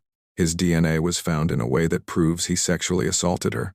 The defense wants you to believe this is somehow a mistake, somehow a coincidence, but it's not. The science is clear. The evidence is clear. Daniel Furlong murdered Jodi Parrack. The defense's closing argument focused on reasonable doubt. They argued that the genetic genealogy was too uncertain, that the DNA evidence could have alternative explanations, that the prosecution hadn't proven their case beyond a reasonable doubt. You have to be certain, the defense attorney told the jury. Not pretty sure. Not probably. Certain. And, with all the questions about this new genetic genealogy technique, with all the possibilities for error, can you really say you're certain? Can you really say there's no reasonable doubt? The jury deliberated for 3 days. 3 agonizing days where Jodi's family waited, where Constantine held its breath, where everyone wondered what the verdict would be. On the 3rd day, the jury sent word that they'd reached a verdict. The courtroom filled quickly. Jodi's family took their seats, holding hands, praying. Furlong was brought in, his expression still blank. The judge took the bench. The jury filed in. Has the jury reached a verdict? The judge asked. We have, Your Honor, the jury foreman said. On the charge of first-degree murder, how do you find? We find the defendant guilty. The courtroom erupted. Jodi's mother collapsed in tears. People in the gallery gasped. Some cried.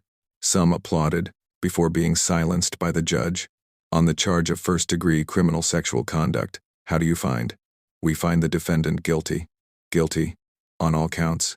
After 16 years, Daniel Furlong had been convicted of murdering Jodi Parrack. The guilty verdict reverberated through Constantine like a shockwave, not destructive this time, but cathartic. 16 years of tension, fear, and unanswered questions finally had resolution. The man who had murdered Jodi Parrack would be held accountable. But justice, as Jodi's family would tell you, doesn't erase pain. It doesn't bring back what was lost. It doesn't undo 16 years of grief and trauma. It simply means that the person responsible will face consequences, and sometimes that has to be enough. Sentencing was scheduled for 6 weeks after the verdict. Michigan law requires first-degree murder convictions to carry a sentence of life in prison without the possibility of parole. There was no question about what Furlong's sentence would be. The only question was, what would be said before that sentence was formally imposed. The sentencing hearing was held on a gray December morning, just weeks before what would have been Jodi's 28th birthday. The courtroom was packed once again. Media crews lined the hallway outside. Constantine residents who had followed the case for 16 years came to witness this final chapter. The hearing began with victim impact statements. This was the opportunity for Jodi's family and members of the community to address the court, to speak directly about how Jodi's murder had affected them, to make sure Furlong understood the magnitude of what he'd done. Jodi's mother was the first to speak. She walked slowly to the podium, her hands shaking as she held the paper with her prepared statement. She looked directly at Furlong, who sat at the defense table, his eyes downcast. You took my baby from me, she began, her voice breaking. You took an 11-year-old girl who had her whole life ahead of her. She trusted people. She trusted her community. And You betrayed that trust in the worst way possible." She paused, wiping tears from her face. The courtroom was silent except for the sound of people crying. "For 16 years, I've lived in hell. Every birthday Jodi didn't get to celebrate. Every holiday without her. Every milestone she should have reached: graduation, her first job, maybe a wedding, maybe children of her own. You stole all of that. Not just from her, but from me, from our family, from everyone who loved her." Her voice grew stronger, anger mixing with grief. "You lived your life for 16 years while my daughter was in the ground. You went to work, you interacted with people, you existed in the world like you hadn't done anything wrong. And all that time, I was dying inside, wondering if I'd ever know who killed my baby, if there would ever be justice." She looked directly at Furlong, who still wouldn't meet her eyes. "I want you to know that Jodi mattered. Her life mattered. She was loved. She was important. And you will spend the rest of your life in prison knowing what you did, knowing that you destroyed not just her life but the lives of everyone who loved her. I hope you never know a moment of peace." She returned to her seat, collapsing into the arms of family members who surrounded her. Other family members spoke. Jodi's aunt talked about how the family had been torn apart by grief, how holidays were never the same, how there was always an empty chair at the table. A cousin talked about growing up in Jodi's shadow, about how the family's trauma had affected the next generation. Community members spoke too. A former classmate of Jodi's, now a mother herself, talked about how Jodi's murder had stolen her childhood innocence, how she'd never felt safe again, how she was overprotective of her own children because of what had happened. A Constantine resident who had participated in the search for Jodi in 2007 talked about how the town had changed, how trust had been destroyed, how neighbors had turned against each other in fear and suspicion. The lead detective who had worked the case for 16 years spoke about the toll it had taken on investigators, about the sleepless nights, about the promise he'd made to Jodi's family that he would never give up. He looked at Furlong and said, "We kept that promise. We never gave up. And now you'll face the consequences of what you did." Through all of this, Furlong sat silently. His attorneys had advised him not to speak, not to show emotion, not to give the prosecution or the victims' families anything they could use against him in potential appeals. But his silence spoke volumes. No apology, no remorse, no acknowledgement of the pain he'd caused. Finally, the judge spoke. He addressed Furlong directly, his voice stern and uncompromising. "Mr. Furlong, a jury of your peers has found you guilty of the murder and sexual assault of Jodi Parrack. The evidence against you was overwhelming. Your DNA was found on her body. 16 years of investigation led directly to you. And now you will face the consequences of your actions." He paused, letting the weight of his words settle over the courtroom. Jodi Parrack was 11 years old. She was a child. She deserved to grow up, to live her life, to experience all the things that were stolen from her. You took that from her. You took it from her family. You took it from this community. And for that, you will spend the rest of your life in prison. The judge formally imposed the sentence. Life in prison without the possibility of parole on the murder charge, plus additional years for the sexual assault charge, to run consecutively. Furlong would die in prison. There was no other possibility. As the bailiffs led Furlong out of the courtroom in handcuffs, Jodi's mother watched him go. There was no satisfaction on her face, no sense of victory. Just exhaustion. Just the weight of 16 years of grief that wouldn't disappear just because the person responsible was going to prison. Outside the courthouse, the prosecution held a press conference. They thanked the investigators who had worked tirelessly on the case, the genealogists who had provided the breakthrough, the community members who had never given up hope. This case demonstrates that no matter how much time passes, justice is still possible, the lead prosecutor said. Cold cases can be solved, victims can get justice, and families can get answers. We hope this brings some measure of peace to Jodi's family and to the Constantine community. Reporters asked about the genetic genealogy, about whether this case would set a precedent for other cold cases. The prosecutor confirmed that Michigan law enforcement was already applying these techniques to other unsolved murders, that Jodi's case had opened doors that could bring justice to countless other victims. Constantine's reaction to the sentencing was complex. There was relief, certainly. The man who had murdered Jodi was going to prison for life. He would never hurt anyone else. He would never walk free again. But there was also a recognition that this didn't fix everything. 16 years of trauma couldn't be erased by a guilty verdict. Friendships that had been destroyed by suspicion couldn't be easily repaired. The innocence that had been lost couldn't be recovered. Constantine had been fundamentally changed by Jodi's murder, and while her killer's conviction was an important step, it was just one step in a much longer journey of healing. In the months following the sentencing, Constantine began that healing process. The community held forums where people could talk about their experiences, their fears, their grief. Counselors were brought in to help residents process the trauma. Churches held special services focused on forgiveness and moving forward. The cemetery where Jodi's body had been found was formally rededicated. A memorial was placed there in Jodi's honor, a simple stone bench with her name and dates, and an inscription that read, "Forever 11. Forever remembered. Forever loved." Families started visiting the cemetery again without fear. Children played in the nearby park. Slowly, gradually, the place that had been associated with horror began to be reclaimed as a place of peace. Parents in Constantine started letting their children have more freedom again. Not the complete freedom of pre-2007, that era was gone forever, but kids could ride their bikes again, could play outside, could experience some of the childhood joys that had been denied to an entire generation. The scholarship established in Jodi's name continued to grow. Every year, a Constantine student pursuing a career in forensic science or criminal justice received funding for their education. It was a way to honor Jodi's memory, to turn tragedy into something positive, to ensure that her name would be associated with hope and justice, not just with murder. Jodi's family began the slow process of trying to move forward. They would never get over Jodi's death. You don't get over losing a child. But knowing that her killer had been caught, that he would spend his life in prison, that justice had been served, it allowed them to breathe a little easier, to sleep a little better, to imagine a future where the pain wasn't quite so overwhelming. They continued to hold annual memorials on the anniversary of Jodi's death. But the tone shifted slightly. Instead of being solely about grief and unanswered questions, the memorials became about remembering Jodi's life, celebrating who she was, and acknowledging the justice that had finally been achieved. The Michigan State Police used Jodi's case as a training example for other investigators.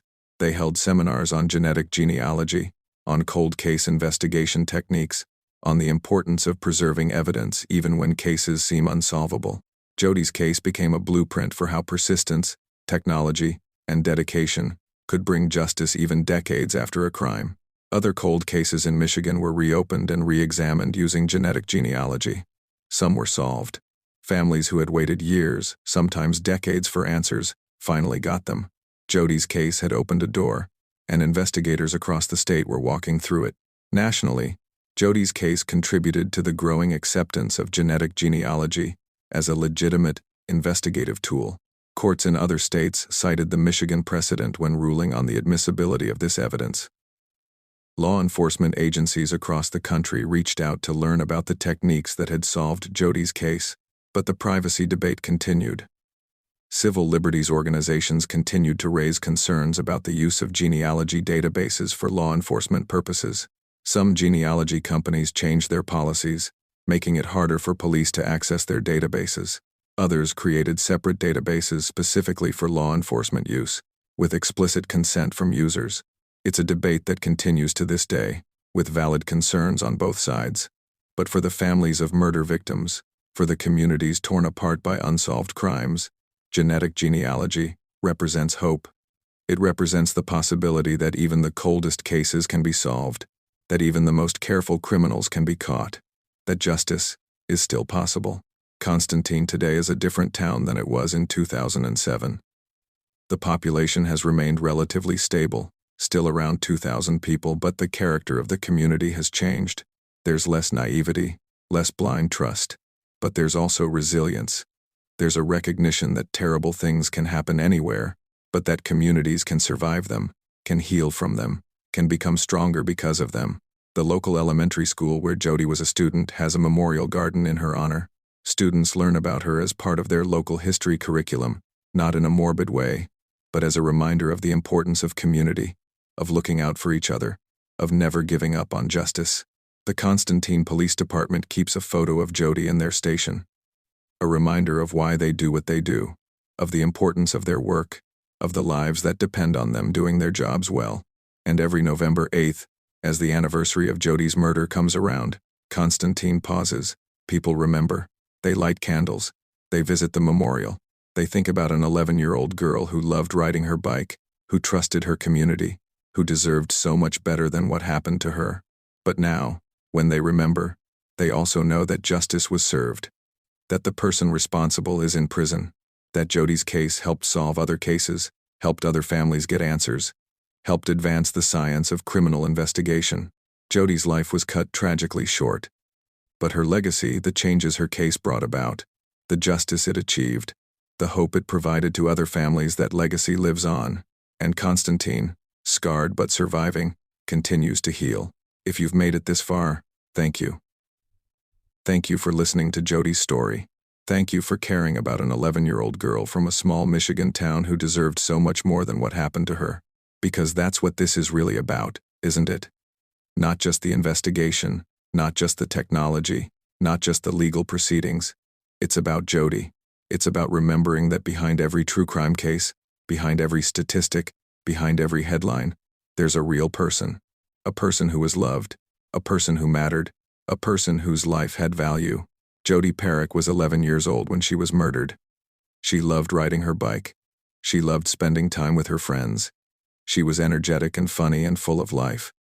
She trusted her community. She felt safe in her neighborhood. And someone took advantage of that trust. Someone who knew her family. Someone who should have protected her. Someone who instead became the monster that parents warned their children about. For 16 years, that person walked free. For 16 years, Jodi's family lived without answers. For 16 years, Constantine lived in fear and suspicion. But justice, though delayed, finally came. Daniel Furlong is now serving life in prison without the possibility of parole.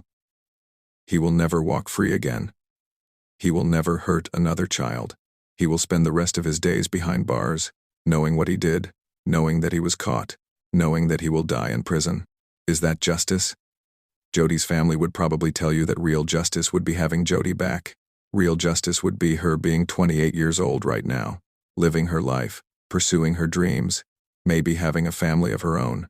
But since that's impossible, since nothing can bring Jodi back, then yes, Furlong spending his life in prison is the closest thing to justice that's achievable in this broken world. And maybe, just maybe, Jodi's case will help prevent other families from experiencing the same pain. Maybe the advances in genetic genealogy that solved her case will solve other cases. Maybe the awareness raised by her story will make communities more vigilant, more protective of their children, more willing to speak up when something seems wrong.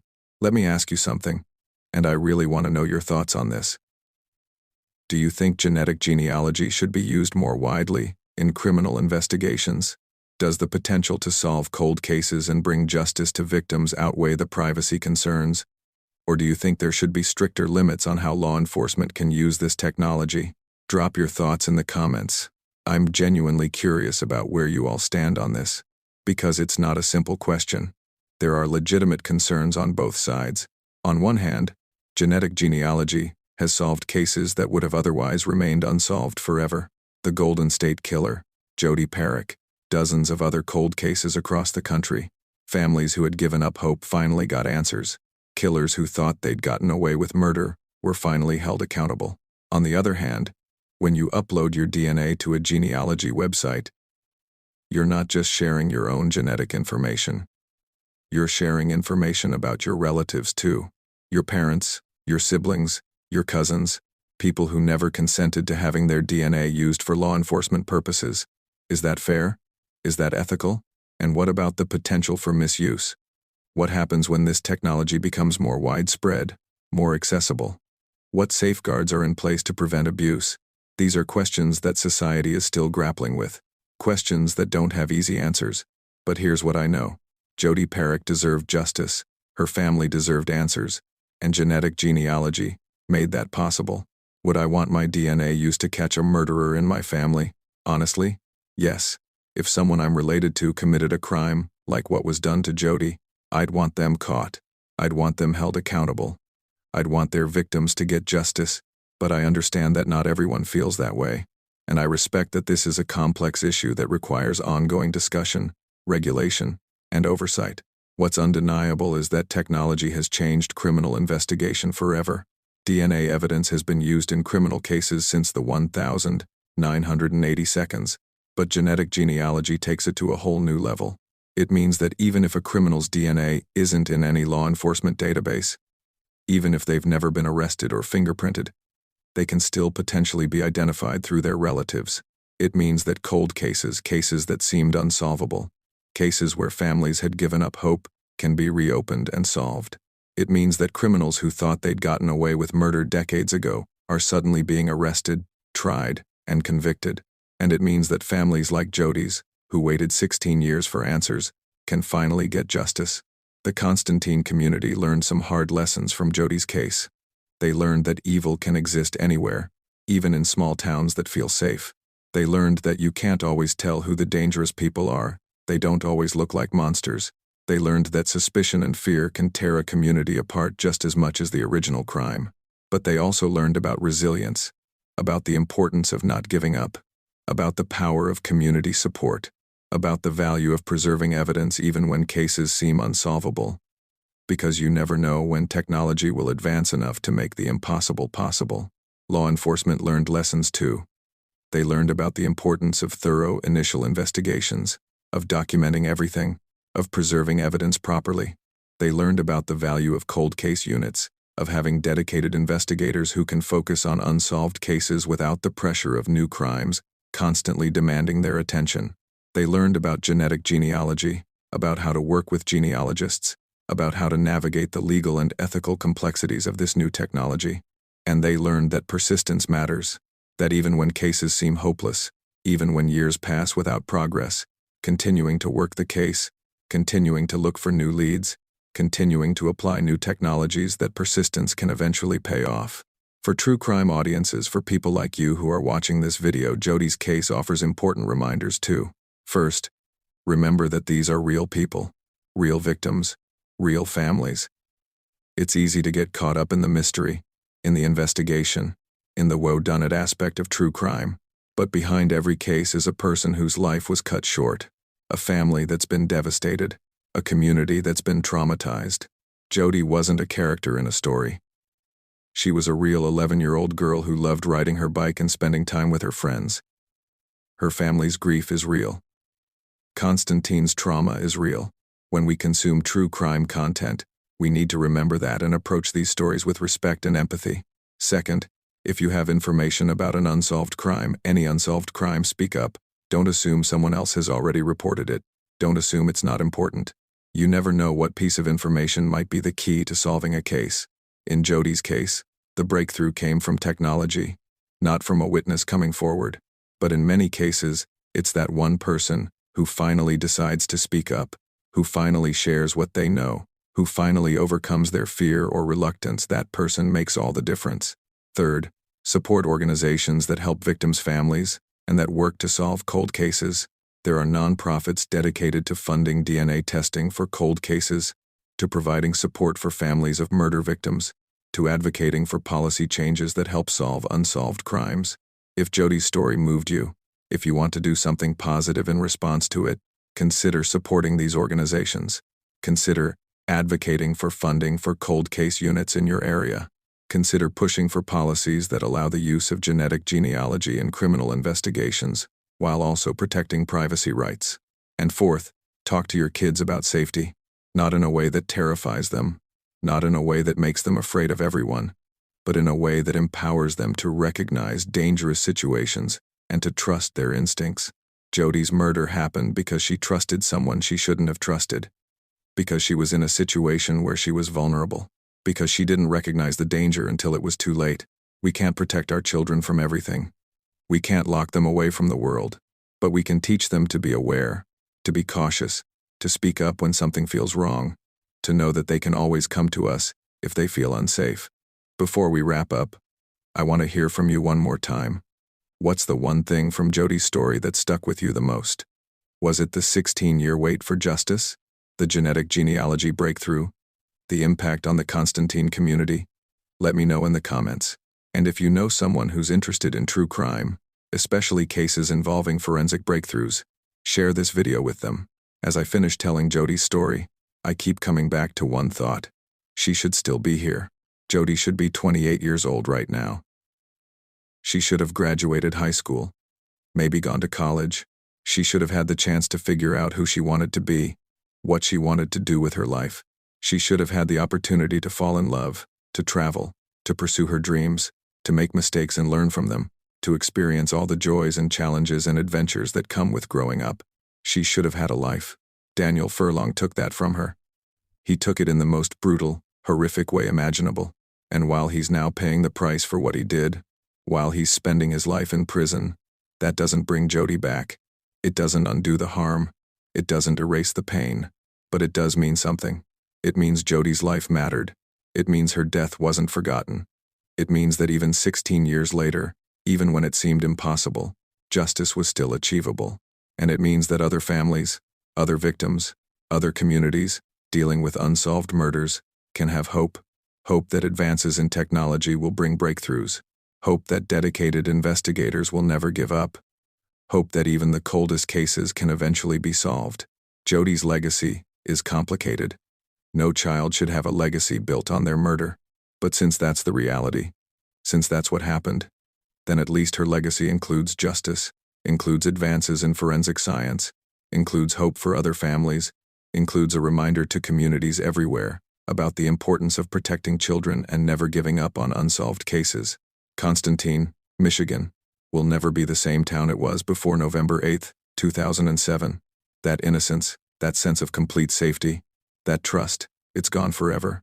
But the community has survived. It's healing. It's moving forward while still remembering, still honoring Jodi's memory, still working to ensure that what happened to her never happens to another child. And Jodi's family, while they'll carry the pain of her loss for the rest of their lives, can at least move forward knowing that her killer was caught, that justice was served, that Jodi's story helped change the world of criminal investigation in ways that will help countless other victims. If there's one thing I want you to take away from Jodi's story, it's this. Never give up on justice. Never assume a case is too old to be solved. Never stop advocating for victims. Never stop pushing for advances in forensic science. Never stop believing that even in the darkest situations, even when years have passed, even when hope seems lost, justice is still possible. Jodi Parrack's case proves it. After 16 years, her killer was caught. After 16 years, her family got answers.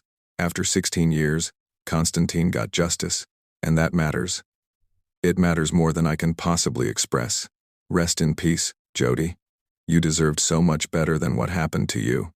But your story, your case, your legacy, it's making a difference. It's helping other victims. It's advancing justice. It's changing the world. And you will never be forgotten. Thank you for watching this deep dive into the Jodi Parrack case. If this story impacted you, please hit that like button and subscribe to Revealed Crime Cases for more in-depth true crime investigations. We cover cases that matter, cases that changed communities, cases that advanced criminal justice. And seriously, drop a comment below. Tell me what you thought about this case. Tell me your thoughts on genetic genealogy. Tell me if there are other cold cases you want us to cover. I read every comment, and your engagement helps this channel grow and helps us tell more stories like Jodi's.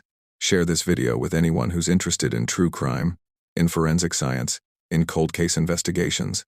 The more people who know Jodi's story, the more her legacy lives on. Until next time, stay safe out there, look out for each other, and remember, justice might be delayed, but it's never impossible. This is Revealed Crime Cases, and I'll see you in the next investigation.